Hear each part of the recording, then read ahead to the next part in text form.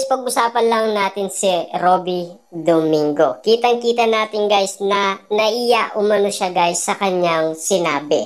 Alam naman natin guys no, pangalawa na itong pagbubuking ni Robby Domingo sa Katden. Naani mo guys, noon kasi sa Century Tuna ay binubuking niya rin guys si Alden Richard na nag-aalalay kay Catherine Bernardo na nasa baba ng stage at sinusuportaan ni Alden Richard si Catherine Bernardo. At ito ang ikalawa guys, sa ASAP natin to live mismo siya guys, 'di ba? At kitang-kita natin guys na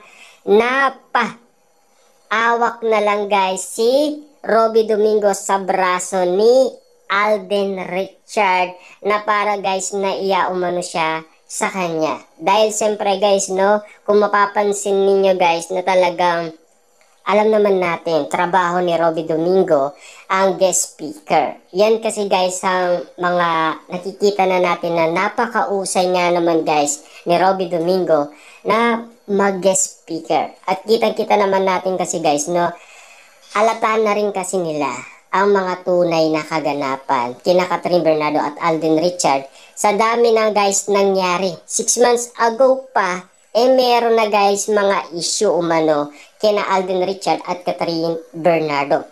Pero last 2023 guys, yun ay hindi pa sapat na pwede natin pag-usapan patungkol umano guys sa mga nire-request ng mga fans. Kasi yun guys ay inaalok lang naman guys si Catherine Bernardo at Alden Richard na sana sila na lang dalawa. Kasi bagay naman daw sila at bagay na bagay daw ang kanilang chemistry.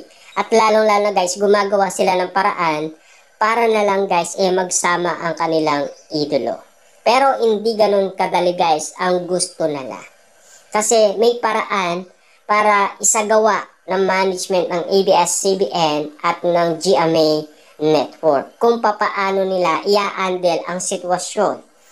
Kung sakali man guys lumamig at maging maayos ang issue, pwede nilang ipag-combine ang dalawa. At kitang-kita naman natin guys na dahil maayos na ang issue, pinag-combine na. At least, napakadami guys lumigaya at sumaya. Sigurado ako guys, ang saya ng mga Katden fans sa tuwa at ligaya dahil bumabalik na ang Love Team Katden. Naani mo guys ang tagal nga naman nilang nag-request at eto, natupad na ang kanilang kahilingan. At siyempre guys no, naririnig natin kapag sila ay sinasabihan ng MC kung ano nga ba guys ang masasabi nila sa kanilang idolo na si Catherine Bernardo at Alden Richard. Ang iba naman guys sinasabing mag-on na daw sila. Yung parang magsalita na sila. Ang iba naman guys talagang animo sana magsunod-sunod na ang kanilang mga proyekto. Ang iba naman, ang gusto nila magpakasal na sila. Diba? Yan na kasi guys ang mga resultang nangyayari umano guys. Dahil alam naman natin, matagal na rin nilang nire-request yan. At least, ang gusto lang nila guys, ma-sure na ang kaligtasan ni Catherine Bernardo para hindi na umano siya masaktan. Sana tama ang desisyon ng mga fans guys na ipinagsama sina Alden Richard at Catherine Bernardo. Ibig sabihin lang nito guys, siyempre dahil sa stress at dahil sa mga isyong kumakalat at intriga umano, pinagbigyan na ni Alden Richard ang mga fans. Kasi yan din naman guys ang kinukulit Halos kasi guys last 2023 yan na rin ang kinukulit sa kanya. Hanggang ngayon 2024, yan pa rin ang kinukulit sa kanya. Anong magagawa guys ni Alden Richard kung hindi pagbigyan ang kahilingan ng fans? Siyempre wala na siyang magagawa guys Nako-corner na siya ng iba't ibang media patungkol umano guys sa nililigawan niya or nalilink umano siya kay Catherine Bernardo. Kasi guys, spotted nga naman siya sa kaarawan ni Catherine Bernardo at doon sa private birthday ni Catherine Bernardo. At lalong-lalo guys sa house blessing.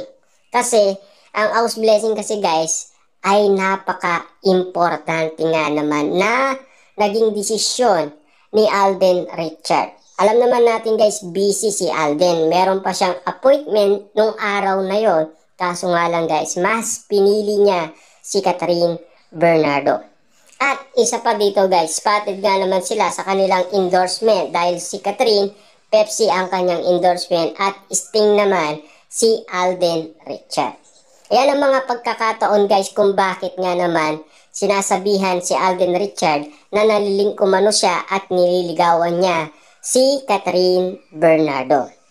Kaya nga naman guys, halos mga network or media, sila ay nagtatanong umano kay Alden Richard kung totoo nga ba lahat ng mga kumakalat na issue sa social media. Hanggang sa nalaman na lang natin guys na na-interview na sa saksi si Alden Richard at siya ay nagsalita umano kung ano man daw ang nakikita natin, yun lang sila.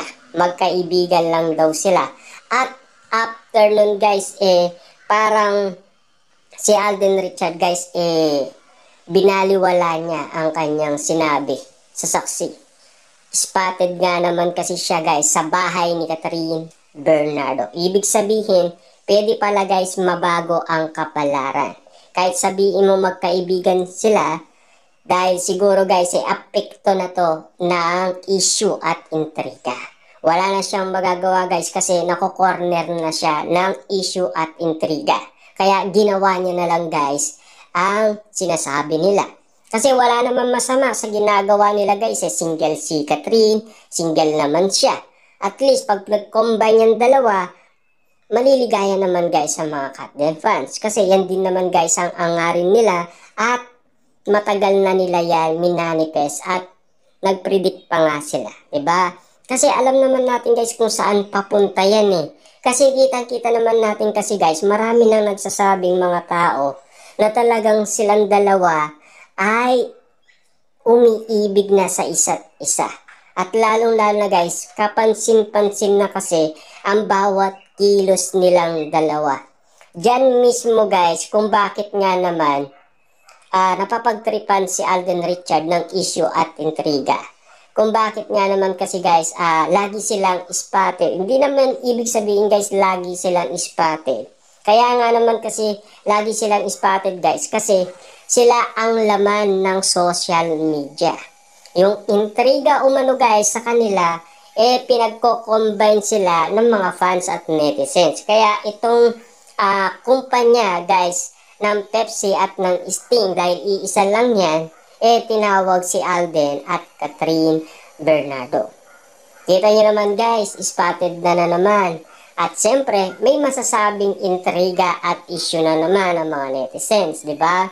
Alam naman natin kasi guys, no, sa mga nangyayaring niyan, dala yan ng stress. Hindi niya na alam kung ano ang gagawin niya. Nako-corner na kasi siya ng iba't ibang media at sa katanungan. Diba? Kasi tatanungin talaga si Alden Richard guys ng media kung may katotohanan. At lalong-lalo na to guys siyempre. Dahil guys, nalaman natin kay Ogie Diaz, 100% legit. Spotted nga naman si Alden Richard. At ayon daw ito sa malalapit na kampo ni Catherine Bernardo. At yun ay naging malinaw na ang lahat. Yun ay totoo. At paulit-ulit nga naman guys, naririnig natin yan kay Ogie Diaz na solid na manliligaw pa rin si Alden Richard hanggang ngayon dahil hindi pa daw sinasagot ni Catherine Bernardo si Alden Richard. Kasi kung mababalitaan ninyo guys, noong Halloween party magkasama pa si Dominic at Catherine Bernardo. Ibig sabihin yan guys, hindi pa rin sinasagot ni Catherine Bernardo si Alden Richard. Nasa tamang panahon, nasa tamang oras, kung kailan nga naman sila maglalantad at kung kailan sila aamin sa kanilang relationship. At kung umiibig na sila sa isa't isa. At kung ano man guys ang nakikita nila na sobrang sweet nila at sobrang lambing nila at kaya nilang patunayan yan. At siyempre guys, no, ito rin ang pinakamalinaw dyan sa lahat ng tao. Kasi ang lahat ng tao guys ay nagsasalita na promotion, hanggang pakilig lang, dahil gusto lang nila mabenta ang kanilang ticket. E papaano kung matapos na ang kanilang movie? Ganyan pa rin sila kasweet at kalambing sa isa't isa. Kasi lumalim ng lumalim ang kanilang ugnayan. Kasi sa kanila naman yan galing guys. Pinaliwanag ni Catherine at Alden Richard kung bakit. Kasi binuksan nga naman yan ni MJ Felipe. Yun ang hindi maintindihan guys ng iba. Kasi hindi nila alam ang issue at intriga na kumakalat umano sa social media. Trending nga naman kasi yan.